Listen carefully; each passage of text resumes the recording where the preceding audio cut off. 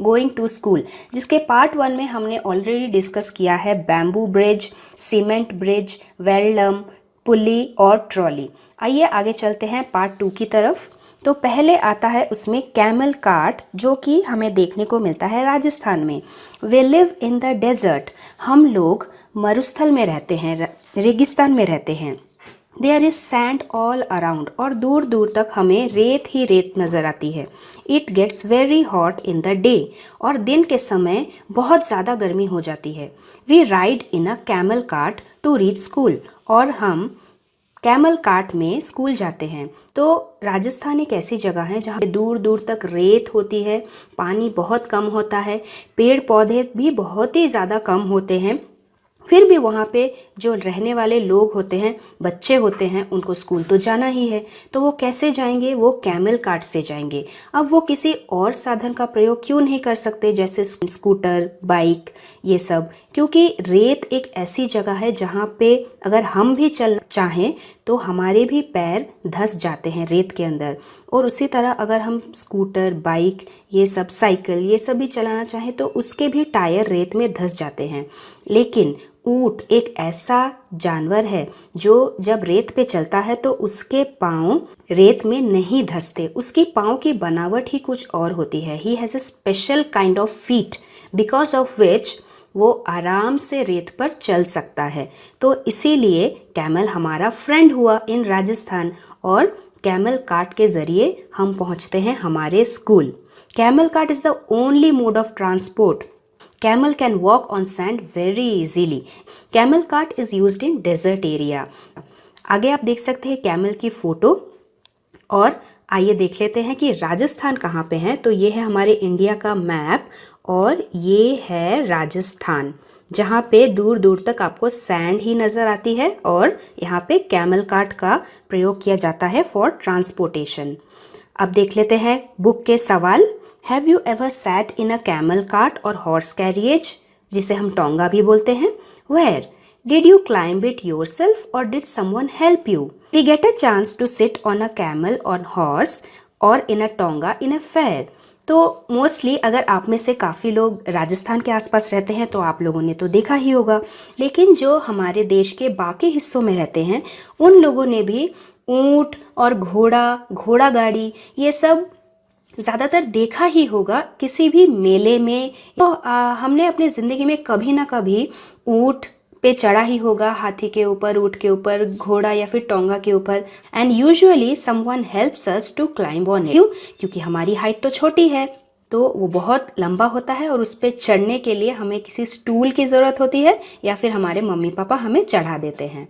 Next है bullock cart, बैलगाड़ी। We ride in our bullock cart going slowly through the green fields.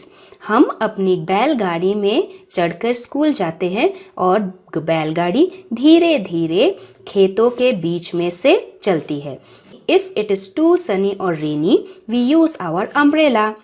अगर बहुत ज़्यादा धूप है या फिर बारिश हो रही है, हम छतरी का इस्तेमाल करते हैं अपने आप को बचाने के लिए। ऐसा क्यों? क्योंकि आप देख सकते हैं बुलक कार्ट में कोई शेड नहीं होता। बताइए बुलक कार्ट को सबसे पहले who pulls the bullock cart? Bullock cart को कौन खींचता है? बुल खींचता है। A bullock cart is pulled by a bull. A bullock cart has 2 or 4 big wheels. Usually moves through green fields and villages. ज़्यादातर हमें गांव में बुलक कार्ट बड़ी आसानी से नज़र आ जाती है, क्योंकि गांव के रास्ते थोड़े उबड़ खाबड़ होते हैं। बुलक कार्ट बहुत ही आराम से चल सकता है। The carriage at the back is made up of wood and can carry many people at a time. और बुलक कार्ट के पीछे का जो कैरिएज होता है, जो जहाँ पे लोग बैठते हैं, उसी को हम कार्ट या फिर कैरिएज बोलते हैं। तो वो जो कैरिएज होता है वो लकड़ी का बना हुआ होता है, और उसमें एक साथ काफ़ी लोग चढ़ सकते हैं, बैठ सकते हैं।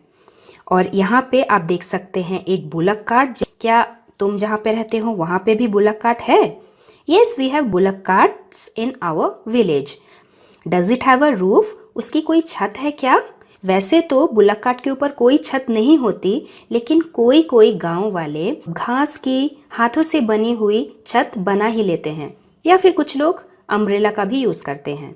What kind of wheels do they have? Usually they have 2 or 4 big wooden wheels. Next है bicycle ride. आपकी favorite. We ride our bicycles on the long road to school. हम अपने स्कूल जाते हैं बाइसाइकिल में चढ़ के एक लंबे रास्ते को पार करते हुए. At first, girls here did not go to school. पहले पहले तो इस गांव की लड़कियां स्कूल नहीं जाती थी because it was too far, क्योंकि स्कूल बहुत दूर था. But now, group of 7-8 girls easily ride even through the difficult roads. लेकिन अभी सारी लड़कियां जो कि है 7-8 गर्ल्स का एक ग्रुप, ये सारी लड़कियां एक साथ जाती है बाइसाइकिल में अपने स्कूल और बहुत ही मज़े करते हुए. So we can ride a cycle to a school if it can be reached by a road. अगर हमारे स्कूल को किसी रास्ते से हम जा सकते हैं आसानी से तो हम साइकिल का भी इस्तेमाल कर सकते हैं. या तो ऐसे टाइप के रास्ते पे साइकिल बड़ी आसानी से चलाया जा सकता है और गांव की जो लड़कियां होती हैं वो ऐसे ग्रुप बनाकर साइकिल में सवार होकर अपने स्कूल जाती है. नेक्स्ट है jugaad. What a vehicle. Look at our special transport. It sounds phut phut phut when it runs. ये देखिए हमारी स्पेशल सवारी और जब ये चलती है तो फुट फुट फुट की साउंड आती है. Is it not something special. क्या ये आपको कोई स्पेशल नहीं लग रहा है. देखिए तो the front looks like a motorcycle. ये सामने जो है इसका फ्रंट एकदम मोटरसाइकिल के जैसे लग रहा है. इतना हिस्सा आपको बाइक के जैसा लग रहा होगा. But the carriage at the back is made out of Planck's of would. लेकिन ये पीछे जो कैरियज है इतना हिस्सा लकड़ी का बना हुआ है. तो ऐसी भी कोई गाड़ी होती है क्या. वैसे तो ऐसी गाड़ी हमें मार्केट में बस खरीदने को नहीं मिलती. इसीलिए इस टाइप की गाड़ी को कहते हैं जुगाड़, जो कि बनता है किन्हीं 2 या 3 अलग अलग चीज़ों से के हिस्से को मिलाकर. Jugaad is a type of vehicle which is made out of waste materials. जैसे आप यहाँ पे देख सकते हैं कि शुरू का हिस्सा बाइक से बना हुआ है. शायद इस बाइक के पीछे का हिस्सा सीट फट गई हो या फिर टायर में कुछ प्रॉब्लम हो या फिर किसी ने मोटरसाइकिल बेच दिया हो और जिसने ख़रीदा हो उसको इसको यूज़ करना हो तो उसने पीछे का एक कैरियज बनाया लकड़ी के टुकड़ों को जोड़ जोड़ कर और इस बाइक के पीछे के हिस्से में जोड़ दिया. तो ये बन गया एक नया तरीके का व्हीकल और इस टाइप के व्हीकल को हम बोलते हैं जुगाड़ व्हीकल. ये आप देख सकते हैं एक सच्ची का रियल जुगाड़ व्हीकल. यहाँ पे आप देखिए ये जो अंकल है ये कैसे बैठा हुआ है. ये पालती मार के बैठा हुआ है बाइक के ऊपर. ये सामने वाला हिस्सा बाइक का हिस्सा है और ये पीछे वाला ये टायर देखिए और ये जो कैरियज है ये भी हाथ से बनाया हुआ वुडन कैरियज है. The jugaad is a vehicle made out of waste material usually from an old motorcycle and a wooden carriage at the back. Mostly it is seen in Gujarat. Jugaad makes a phut phut sound when it runs. तो आइए अब हम देख लेते हैं कि गुजरात कहाँ पे है. तो गुजरात है ये. Do you have such vehicles in your area. May be some other type of jugaad vehicle. What do you call them in your area. आप अपने एरिया में उसको क्या बुलाते हैं. You have to write your own answer. Would you like to ride in something like this. Why. आप इस type के किसी व्हीकल पे क्या चढ़ना चाहेंगे. क्यों. Yes, of course, because that would be great fun. Can you tell me why it is called a जुगाड़. को जुगाड़ हम इसलिए बोलते हैं क्योंकि हम अलग अलग हिस्सों को जोड़ जोड़ कर एक कुछ नया टाइप का व्हीकल बना देते हैं और इसीलिए इसको हम कहते हैं जुगाड़ व्हीकल. आइए अगले चलते हैं. Can you think of a place where none of these vehicles can reach. क्या आप ऐसी कोई जगह सोच सकते हैं जहाँ पे ना तो बस, ना तो स्कूटर, ना तो बाइक, ना तो साइकिल, ना तो कैमल कार्ट, ना तो हॉर्स कार्ट और ना ही कोई ब्रिज या फिर कोई वेलम बोट जा सकती है. ऐसी कौन सी जगह हो सकती है बताइए. Yes, there are such places. हाँ, ऐसी भी कुछ जगहें हैं. और वो कौन सी जगह है. वो जगह है जंगल का हिस्सा. Children cross the jungle. We have to go through a thick forest to reach our school. हमें स्कूल जाने के लिए एक घने जंगल को पार करके जाना होता है. At some places it is so thick that even sunlight does not pass through. कुछ जगह तो इतनी घनी है कि सूरज की रोशनी भी वहाँ नहीं आ पाती. वहाँ पे इतना अंधेरा होता है. It is also very silent there. और जंगल का वो हिस्सा बहुत ही शांत होता है. You can only hear the sounds of different birds and other creatures. आपको अगर कुछ सुनाई देगा तो वो है चिड़ियों की चहचहाहट और कुछ जंगली जानवरों की आवाज़. तो है ना थोड़ा डरावना, लेकिन ऐसे भी कुछ बच्चे हैं जिनको जंगल पार करके अपने स्कूल जाना होता है. कौन से बच्चे? जो बच्चे थोड़ा जंगल के आसपास के एरिया में रहते हैं, या फिर ऐसे स्टेट्स, हमारे इंडिया के ऐसे स्टेट्स जहाँ पे जंगल बहुत ज़्यादा हों, वहाँ के बच्चों को जंगल से क्रॉस करके अपने स्कूल जाना होता है. Have you ever been in a thick jungle or any such places? क्या आप भी कभी ऐसे कोई जंगल में गए हो? तो हाँ, may be yes, in the national parks. और हम वहाँ पे जाके वन्य जीवन को अपनी आँखों से बड़ी ही आसानी से देख सकते हैं. अगर आप नहीं गए हैं तो अगले समर वेकेशन में ज़रूर जाइए. तो थोड़ा रिवीजन कर लेते हैं. A jungle is a large area full of small and large trees. जंगल में हम कई तरीके के पेड़ पौधों को देख सकते हैं, छोटे बड़े कई तरीके के. There are many types of birds and animals who live in the jungle. और जंगल में कई तरीके के जीव जंतु हमें देखने को मिल सकते हैं. Madhya Pradesh, Chhattisgarh and Odisha have the largest forest cover in India. और हमारे देश में सबसे ज़्यादा जंगल हमें मध्य प्रदेश में मिलेंगे, छत्तीसगढ़ में मिलेंगे और ओडिशा में मिलेंगे. चलिए थोड़ा देख लेते हैं कि वो कहाँ कहाँ है.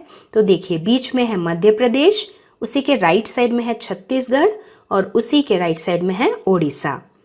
अगला है मूविंग ऑन द स्नो. हमारे देश के कुछ हिस्से ऐसे भी हैं जहाँ पे हमेशा बर्फ़ गिरती रहती है. और जैसे कि हमने पहले डिस्कस किया, ऐसी जगहों पर ना तो साइकिल जा सकती है, ना स्कूटर चल सकता है, ना बाइक चल सकता है, ना बस चल सकता है. तो फिर बच्चे कैसे स्कूल जाएंगे? आइए पढ़ते हैं. See how we reach our school. देखो हम कैसे स्कूल जाते हैं. We go to school through miles of snow. हम बहुत सारे किलोमीटर पैदल चलते हैं बर्फ़ के ऊपर से. We hold hands and walk carefully. हम सभी एक दूसरे का हाथ पकड़ लेते हैं और बहुत ही ध्यान से चलते हैं. If the snow is soft our feet sink into it. अगर बर्फ़ नरम है तो हमारे पाँव बर्फ़ में धंस जाते हैं. When the snow is frozen, we may slip and fall. और अगर बर्फ़ सख्त हो, ठोस हो, तो हम उस पर फिसल भी सकते हैं. तो अगर बच्चों आपने कभी गोला खाया हुआ होगा तो गोला कैसे बनता है? वो बर्फ़ को पहले तो क्रश किया जाता है. क्रश्ड जो बर्फ़ होता है वो भी सॉफ्ट स्नो की तरह होता है, जिसमें अगर हम उंगली डालें तो उंगली धंस जाती है. तो उसी तरह अगर सॉफ्ट स्नो में कोई चलने की कोशिश करे तो हमारे पाँव भी धंस जाएंगे और चलना बहुत ही मुश्किल हो जाएगा, पाँव फंस जाएगा. और उसी तरह ठोस बर्फ़ में अगर किसी का पैर पड़े तो वो पैर फिसल जाएगा. ठोस बर्फ़ मतलब जैसे आइस क्यूब, आपने देखा होगा फ्रिज के अंदर आइस क्यूब्स रहते हैं, कितनी स्लिपरी होती है ना. अगर हम हाथ में ले और थोड़ा सा भी उसको मसलने की कोशिश करें तो वो हाथ से स्लिप हो जाती है. तो ठोस बर्फ़ जो होती है उसमें बहुत ही फिसलन होती है. They slip very easily on frozen snow. जबकि अगर स्नो सॉफ्ट हो, नरम हो, क्रश्ड हो तो उसमें हम धंस जाते हैं. इसीलिए इन बच्चों को भी अपने स्कूल में पहुंचने के लिए बहुत ही मुश्किलों का सामना करना पड़ता है, लेकिन फिर भी ये लोग हार नहीं मानते और डेली स्कूल जाते हैं. Have you ever seen so much snow. क्या आपने भी इतना सारा बर्फ़ कभी देखा है? कहाँ पे देखा है? पिक्चरों में देखा है या कहीं और? Yes, maybe in movies and in some places like Jammu and Kashmir, Shimla, Uttarakhand. Do you think that such places have snow all the time? Such places have snow all the time. ऐसी जगहों पर सालों के 12 महीने ही बर्फ जमती है, जैसे कि जम्मू कश्मीर का ऊपरी हिस्सा हुआ, वहाँ पे हमेशा बर्फ जमती है। शिमला में सिर्फ दिसंबर जनवरी के महीने में ही बर्फ गिरती है और उत्तराखंड में भी वही। नेक्स्ट हम चलते हैं उत्तराखंड, जहाँ पे हमको मिलेंगे रॉकी पाथ। रास्ते पे आपको छोटे बड़े टेढ़े मेढ़े बहुत सारे पत्थर ही पत्थर नजर आएंगे। We live in the mountains, हम लोग उत्तराखंड के पहाड़ियों में रहते हैं, और क्योंकि यहाँ पे पहाड़ है इसीलिए वहाँ पे छोटे बड़े हर तरीके के चट्टान पत्थर आपको नजर आ जाएंगे। The paths are rocky and uneven, और वहाँ के जो रास्ते होते हैं वहाँ पे चट्टान भरे हुए हैं और बहुत ही उबड़ खाबड़ हैं। The children who live in the plains will find it difficult to walk these.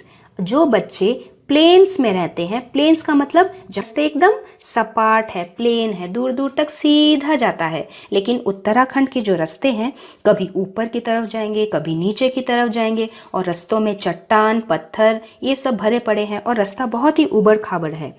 But we can easily race up and down, लेकिन हम जो बच्चे हैं हम आराम से ऊपर चढ़ जाएंगे और नीचे भी उतर आएंगे, क्योंकि इन बच्चों को भी बचपन से आदत हो गई है ऐसे टाइप के रास्ते पे चलने की।